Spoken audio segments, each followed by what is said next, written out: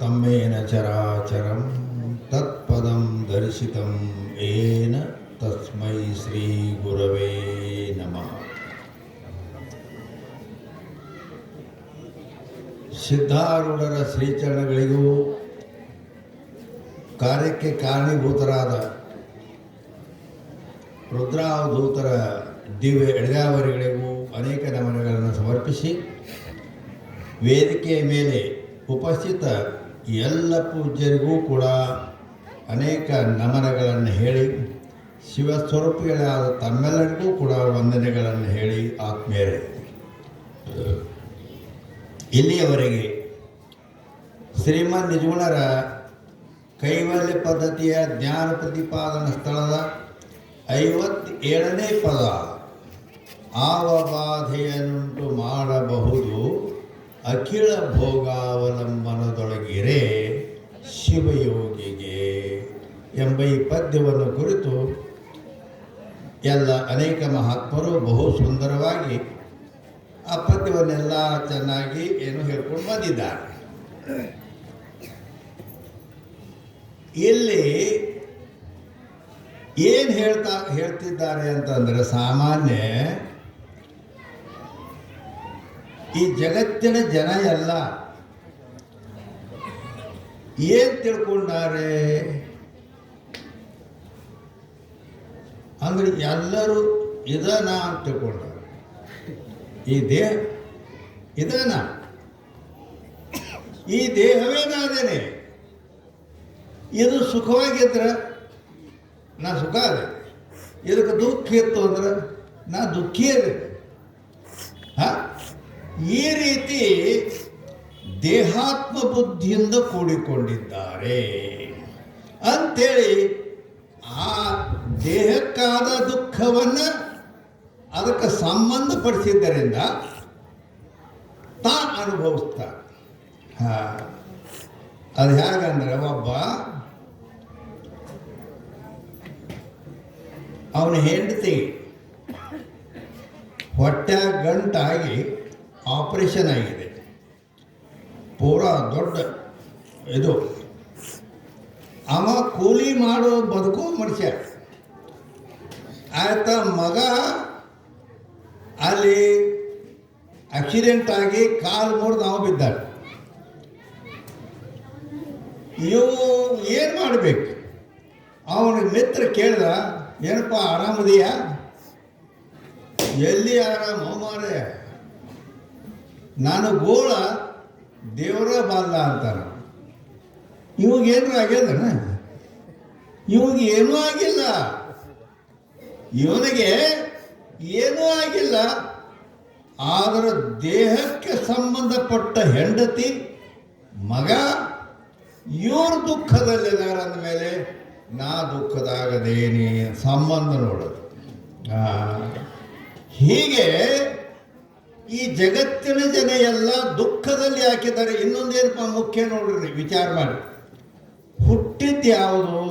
ಇದು ಹೌದು. ಈ ದೇಹವೇ ಹುಟ್ಟೈತಿ. ನಾ ಹುಟ್ಟೀನ ಅಂಥೇಳಿ ಅದರದ್ದು ಹುಟ್ಟಹಬ್ಬ ಮಾಡ್ಕೋತಾರ, ಏನು ದುಮ್ಶಾನ್ ಮಾಡ್ತಾರೆ, ಎಷ್ಟು ಖರ್ಚು ಮಾಡ್ತಾರೆ. ನಾ ಹುಟ್ಟಿದ್ದೇನೆ ಅಂದ್ರೆ ನೀ ಅಂದರೆ ಯಾರು? ಆತ್ಮ.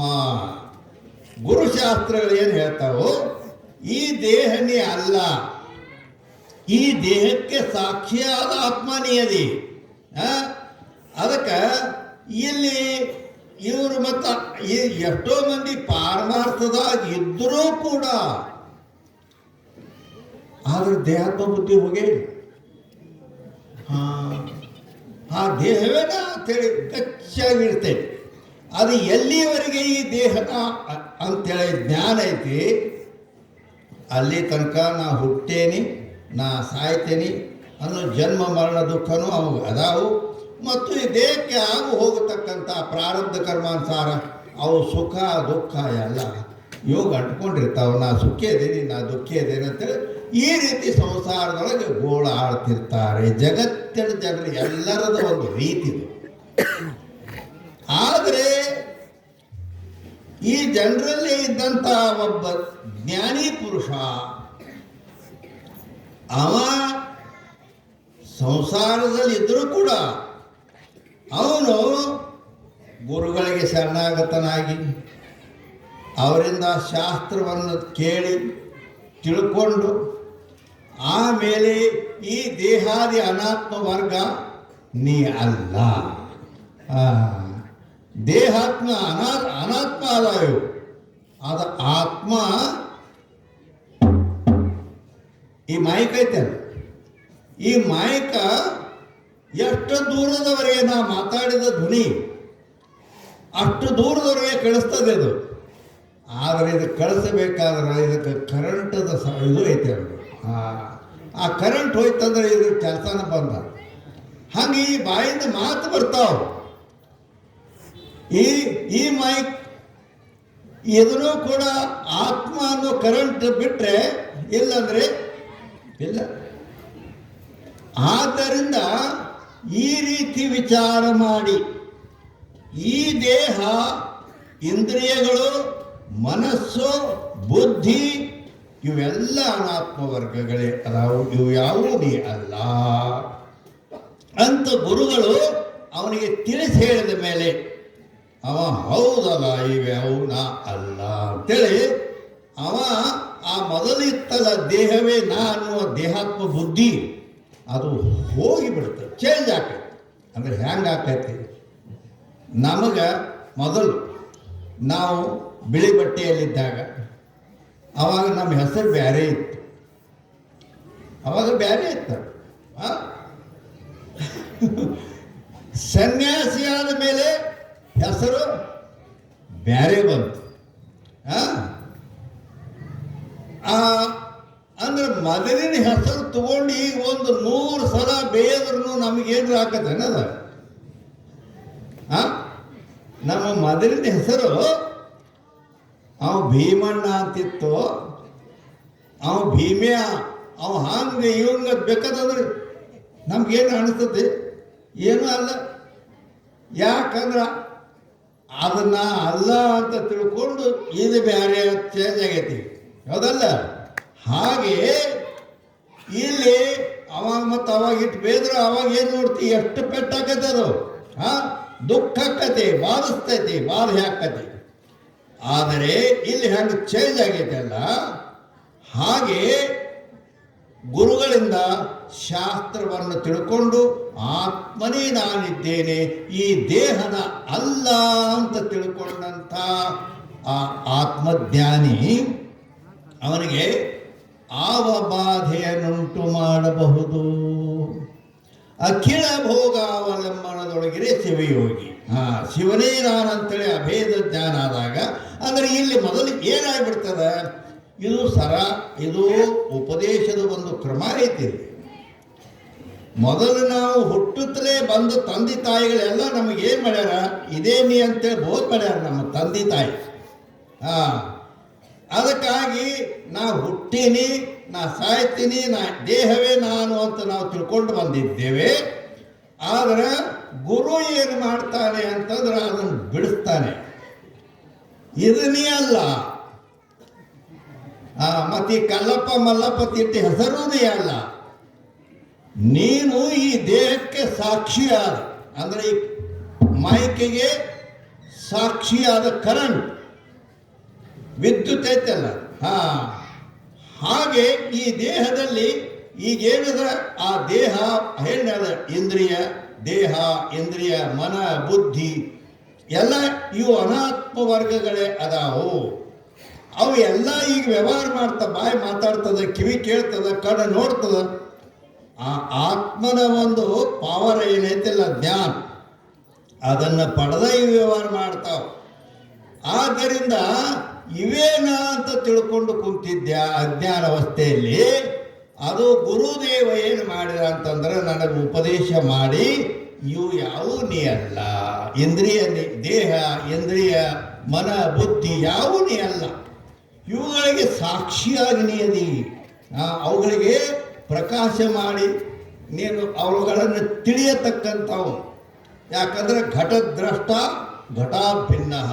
ಈ ಮಾಯಿಕ ಐತಂತ ಇದನ್ನು ತಿಳಿತೇನೆ ಅಂದ ಮೇಲೆ ಇದು ನನ್ನಕ್ಕಿಂತ ಬೇರೆ ಅದ ಇಲ್ಲೋ, ಇದು ದೇಹ ಐತಂತ ನಾ ತಿಳಿತೇನೆ ಇಲ್ಲೋ. ಇದು ದೇಹ ಅಂತಂದಾಗ ಮತ್ತು ಈ ದೇಹಕ್ಕಿಂತ ನಾ ತಿಳಿದವ ಬೇರೆನೇ ಇರ್ತಾನಂತ ಹಿಂಗೆ ಹೌದಲ್ಲ.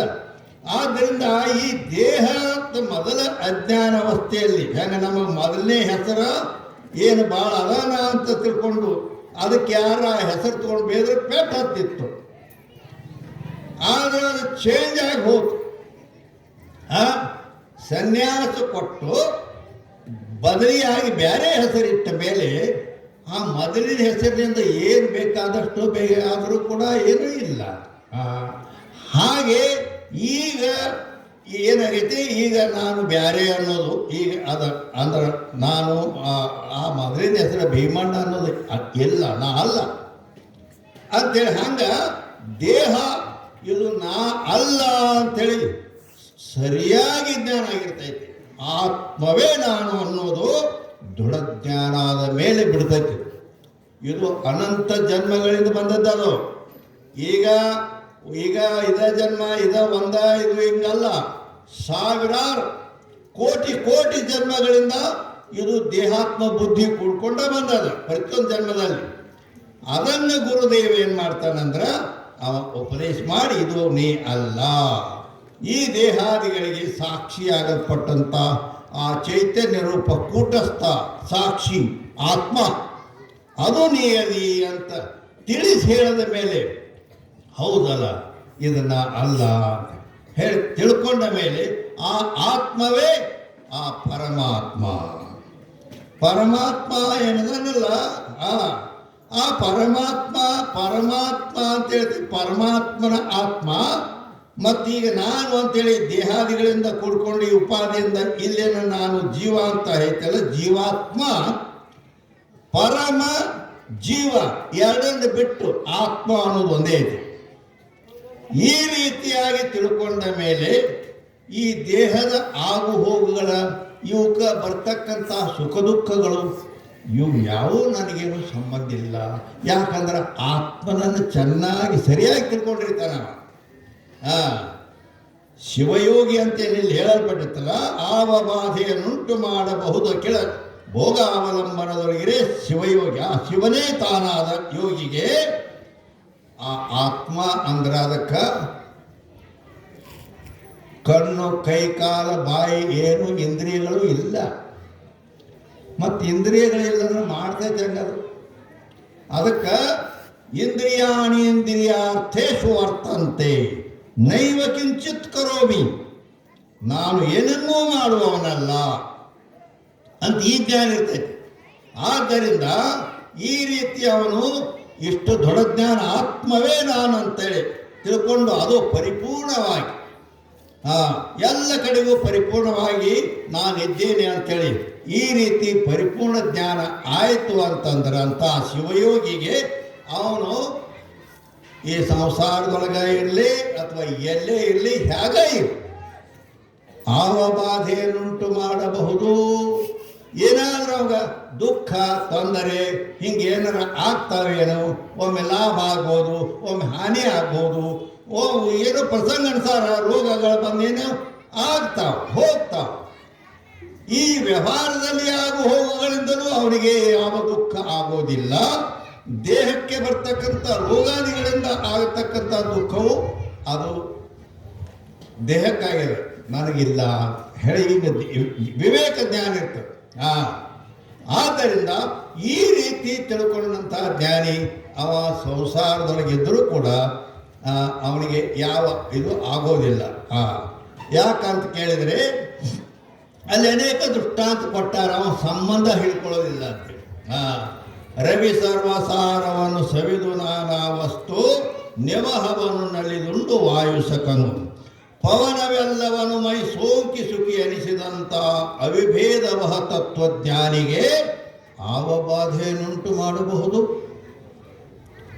ಏನಂತಾರೆ ಅದ್ರಾಗಂದ್ರೆ ರವಿ ಸರ್ವಸಾರವನ್ನು ಸವಿದು, ರವಿ ಅಂದರೆ ಸೂರ್ಯ ಬೇಸಿಗೆ ಬಿಸಿಲಲ್ಲಿ ಈಗ ಒಬ್ಬಗ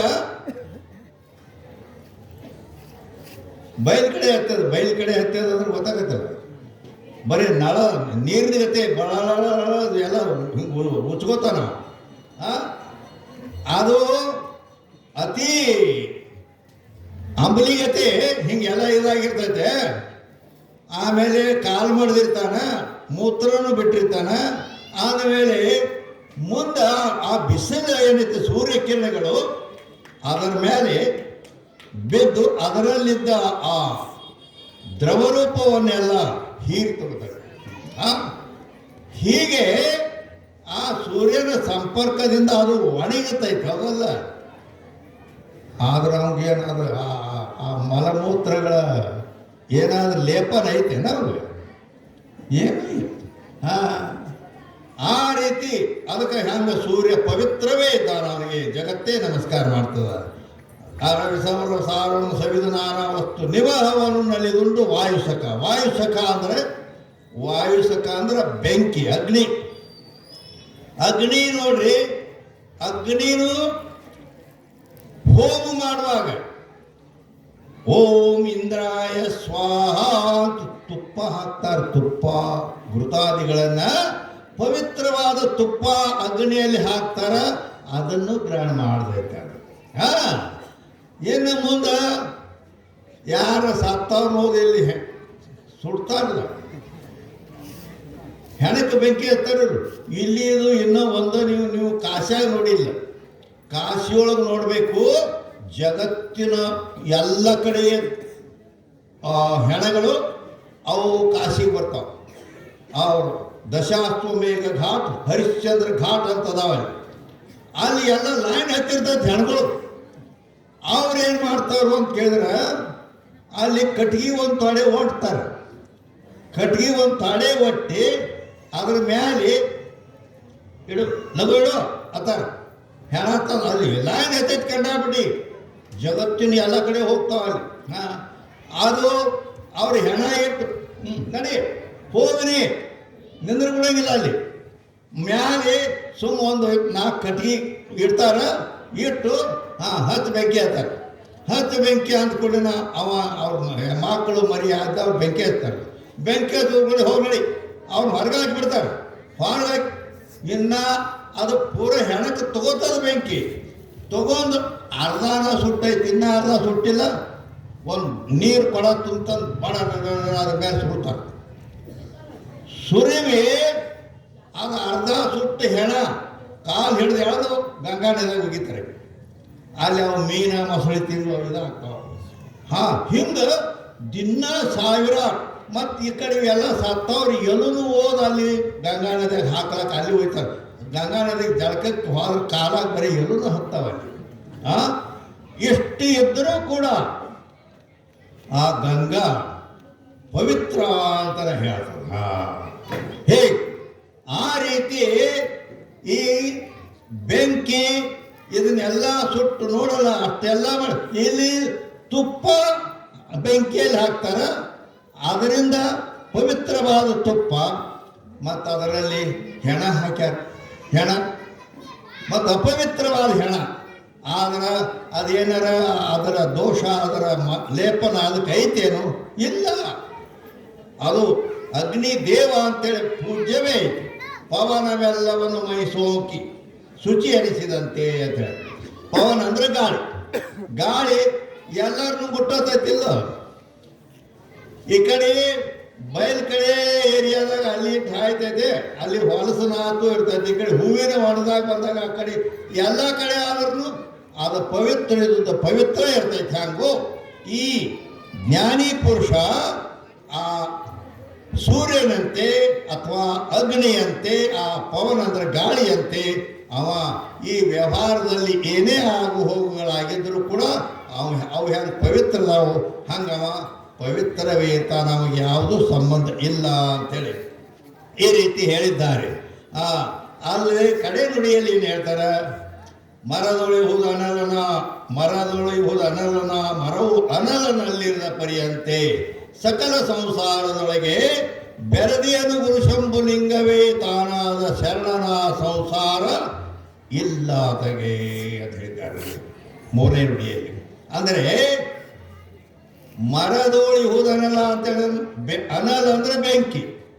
ಗಿಡದಾಗ ಬೆಂಕಿ ಐತಿ, ಅದು ಬೆಂಕಿಯಾಗ ಗಿಡ ಇರೋಂಗಿಲ್ಲ. ಆದ್ರೆ ಅದು ಹೇಗೋ ಹಂಗ ಆ ಶರಣ ಅಂದ್ರೇನು? ಆ ಸಚ್ಚಿದಾನಂದ ಪರಬ್ರಹ್ಮ ಸ್ವರೂಪನೇ ನಾನಿದ್ದೇನಂತ ತಿಳ್ಕೊಂಡಂಥ ನಮ್ಮ ಸಾದಾ ಭಾಷೆಯಲ್ಲಿ ಶರಣ ಅಂತಾರೆ ಅವರು. ಜ್ಞಾನಿ ಅಂದರು ಶರಣ ಅಂದರು ಒಂದೇ ಅದ. ಅವನೇ ಜೀವನ್ಮುಕ್ತ ಅಂತೂ ಹೇಳಲ್ಪಡ್ತಾನೆ. ಅವ ಆ ಶರಣನ ಸಂಸಾರವಿಲ್ಲ ಆತಗೆ, ಅಂದ್ರೆ ಅವನು ಸಂಸಾರದೊಳಗಾದ. ಆ ಬೆಂಕಿ ಗಿಡದಾಗ ಐತಿ ಖರೆ, ಆದ್ರೆ ಅದು ಬೆಂಕಿಯಲ್ಲಿ ಗಿಡ ಇರಂಗಿಲ್ಲ. ಹಂಗೆ ಅವನು ಸಂಸಾರದಾಗ ಅದಾನ ಖರೆ, ಅವನಲ್ಲಿ ಸಂಸಾರ ಇಲ್ಲ. ಇದು ಭಾಳ ಮಹತ್ವದ ಮಾತು. ಈ ರೀತಿ ಅವ ಜೀವನ್ಮುಕ್ತ ಜ್ಞಾನಿ ಹೆಂಗಿರ್ತಾನಂದ್ರೆ, ಅವ ಸಂಸಾರದೊಳಗೆ ಎಲ್ಲರಂತೆ ಅವಾಗ ಎಲ್ಲ ಇರ್ಬೋದು. ಬರೀ ಸನ್ಯಾಸ ಆದವ್ರಿಗೆ ಜ್ಞಾನ ಆಗ್ತದೆ ತಿಂಗೇನಿಲ್ಲ. ಅವ ಗ್ರಸ್ತ ಇರಲಿ, ಹೆಂಡತಿ ಮಕ್ಕಳು, ಅವನ ಕೆಲಸ ಬಗೆಸಿ ಉದ್ಯೋಗ ಎಲ್ಲ ಅದ. ಎಲ್ಲ ಇದ್ದರೂ ಕೂಡ ಈ ಶಾಸ್ತ್ರವನ್ನು ಚೆನ್ನಾಗಿ ತಿಳ್ಕೊಂಡು ಗುರು ಕರುಣೆಯಿಂದ ಆತ್ಮಜ್ಞಾನ ಮಾಡಿಕೊಂಡಿದ್ದ ಅಂತಂದ್ರೆ, ಅವ ಸಂಸಾರದೊಳಗೆ ಇದ್ದರೂ ಕೂಡ ಆವ ಬಾಧೆಯನ್ನುಂಟು ಮಾಡಬಹುದು. ಅದಕ್ಕೆ ಅವ ಯಾವುದಕ್ಕೂ ಲೇಪನ ಆಗೋದಿಲ್ಲ. ಕಮಲದ ದೃಷ್ಟಾಂತನೂ ಕೊಟ್ಟಾರಲ್ಲ, ಅದು ನೀರೊಳಗೆ ಇದ್ದರೂ ಕೂಡ ನೀರಿನ ಸಂಬಂಧ ನಾವು ತಗೊಳ್ಳೋದಿಲ್ಲ. ಪಳುಕುಪಾಧಿ ಅನ್ನೊಂದಿ. ಪಳುಕು ಅಂದ್ರೆ ಸ್ಫಟಿಕಮಣಿ ಇರ್ತದಲ್ಲ ಇಂಥ ಆ ಸ್ಫಟಿಕಮಣಿ ಕೆಂಪು ದಾಸವಾಳ ಹೂವಿನ ಮೇಲೆ ಇಟ್ಟಾಗ ಆ ದಾಸವಾಳ ಹೂವು ಸ್ಫಟಿಕ ಇಟ್ಕೊಂಡ್ರೆ ಬಿಳಿದಾದ ಸ್ಫಟಿಕ ಕೆಂಪಾಕೈತೆ, ರಕ್ತದ ಜೊತೆಗೆ ಆಕೈತೆ ಅದು. ಆದರೂ ಕೂಡ ಆ ಕೆಂಪು ಬಣ್ಣ ಸ್ಫಟಿಕದಲ್ಲಿ ತೋರಿದರೂ ಕೂಡ ಆ ಸ್ಫಟಿಕಕ್ಕೆ ಏನಾರ ಲೇಪನ ಐತೆನ ಅದ್ರದ್ದು? ಯಾಕ ಹೂವು ಸ್ಫಟಿಕ ಬ್ಯಾರೆ ಮಾಡಿದ್ರೆ ಇದು ಶುಭ್ರ ಬೆಳಗ್ಗೆ ಇಲ್ಲ. ಹಂಗೆ ಅವು ಎರಡೂ ಕೂಡಿದ್ರೂ ಕೂಡ ಒಂದಕ್ಕೊಂದು ಅದರ ಸ್ಪರ್ಶ ಇಲ್ಲ ಅದಕ್ಕೆ ಅಂತೇಳಿ. ಆ ರೀತಿ ಜ್ಞಾನಿ ಸಂಸಾರದೊಳಗೆ ಇದ್ದರೂ ಕೂಡ ಅವ ಶುದ್ಧ ಆತ್ಮ ಸ್ವರೂಪನೇನಾ ಅಂತ ತಿಳ್ಕೊಂಡು ಆ ಸಚ್ಚಿದಾನಂದ ಸ್ವರೂಪ ಅದೇ ನಾನಿದ್ದೇನೆ ಅಂತ ಆನಂದದಲ್ಲಿನ ಇರ್ತಾನೆ. ಆತ್ಮಾನಂದ ನಿತ್ಯವಾದ ಶಾಶ್ವತ ಆನಂದವನ್ನು ಹೊಂದಿರ್ತಾನೆ. ಇದು ಲೌಕಿಕ ಆನಂದ, ಇವು ಪರಿಚ್ಛಿನ್ನ ದುಃಖದಿಂದ ಕೂಡಿದಂಥ ಆನಂದಗಳು. ಇವುಗಳನ್ನು ಬಿಟ್ಟು ಆ ನಿಜವಾದ ಸಚ್ಚಿದಾನಂದ ನಿತ್ಯ ಪರಿಪೂರ್ಣ. ಯೋ ವೈ ಭೂಮ ತತ್ ಸುಖಂ, ಛಾಂದೋಗ್ಯೋಪನಿಷತ್ ಸಾಮವೇದ. ಭೂಮ ಅಂದರೆ ಬ್ರಹ್ಮ, ಅದುವೇ ಸುಖ ಸ್ವರೂಪ. ನಾಲ್ಪೇ ಸುಖಮಸ್ತಿ, ಅಲ್ಪ ಪರಿಚ್ಛಿನ್ನ ಅಂತ ಯಾವದ ಅವುಗಳಲ್ಲಿ ಸುಖ ಇಲ್ಲ. ಅದು ನಿಮಗೆ ಸುಖ ಕಂಡ್ರೂ ಕೂಡ ಅದು ದುಃಖನೇ ಅಂತ. ಈ ರೀತಿ ಎಲ್ಲ ಜಗತ್ತಿನ ದೇಹಾದಿಗಳ ಎಲ್ಲವನ್ನು ಜ್ಞಾನಿ ಏನು ಮಾಡ್ತಾನೆ, ಶಾಸ್ತ್ರ ಗುರುಗಳ ಸಹಾಯದಿಂದ ಚೆನ್ನಾಗಿ ತಿಳ್ಕೊಂಡಿರ್ತಾನೆ. ತಿಳ್ಕೊಂಡದ್ರಿಂದ ಅದು ತನಗೆ ಭಿನ್ನವಾಗಿಯೇ ಇರ್ತದೆ. ಆದ್ದರಿಂದ ಅದಕ್ಕಾದ ಯಾವುದು ತನಗೆ ಲೇಪನ ಮಾಡ್ಕೊಳ್ಳೋದಿಲ್ಲ. ನಾನೇ ಬೇರೆ, ಈ ದೇಹಾದಿ ಅನಾತ್ಮವೇ ಬೇರೆ, ಅದಕ್ಕಾದದ್ದು ನನಗೆ ಏನು ಅಂತ ಈ ರೀತಿ ಇರುವುದರಿಂದ ಆವ ಬಾಧೆಯನ್ನುಂಟು ಮಾಡಬಹುದೇ ಕೆಳ ಭೋಗಾವಲಂಬನದೊಳಗಿರೆ ಶಿವಯೋಗಿಗೆ ಅಂತ ಈ ಜ್ಞಾನ ಪ್ರತಿಪಾದನದ 57ನೇ ಪದ್ಯದಲ್ಲಿ ಈ ರೀತಿ ನಾವು ಈ ಸ್ಥಿತಿಯನ್ನು ಹೊಂದಲಿಕ್ಕೆ ಬರುತ್ತದೆ ಅನ್ನುವ ಬುದ್ಧಿ ಮಾತಿಗಾಗಿ ನಿಜಗೊಂಡು ಹೇಳಿದ್ದಾರೆ. ನಾವು ಸಂಸಾರದೊಳಗೂ ಇರ್ಬೋದು, ಇದ್ದರೂ ಕೂಡ ಈ ಗುರುಶಾಸ್ತ್ರಗಳು ಏನು ಮಾಡ್ತಾವ ಅಂತಂದ್ರೆ, ಜೀವರನ್ನು ದೇವರಾಗಿ ಮಿಗೆ ಮಾಡುವ ಆಚಾರ. ಗುರು ಏನು ಮಾಡ್ತಾನ ಅಂತ ಕೇಳಿದರೆ, ಜೀವರನ್ನ ದೇವರನ್ನಾಗಿ ಮಾಡುತ್ತಾನೆ. ಆ ಪವರ್ ಅಂತ ಗುರುವಿನಲ್ಲಿ ಐತಿ. ಆ ಗುರು ಕೃಪೆಯಿಂದ ಇಂಥ ಜ್ಞಾನವನ್ನು ಪಡ್ಕೊಂಡಂಥ ಜ್ಞಾನಿಗೆ ಆವ ಬಾಧೆಯನ್ನುಂಟು ಮಾಡಬಹುದು ಅಂತ ಹೇಳಿದ್ದಾರೆ.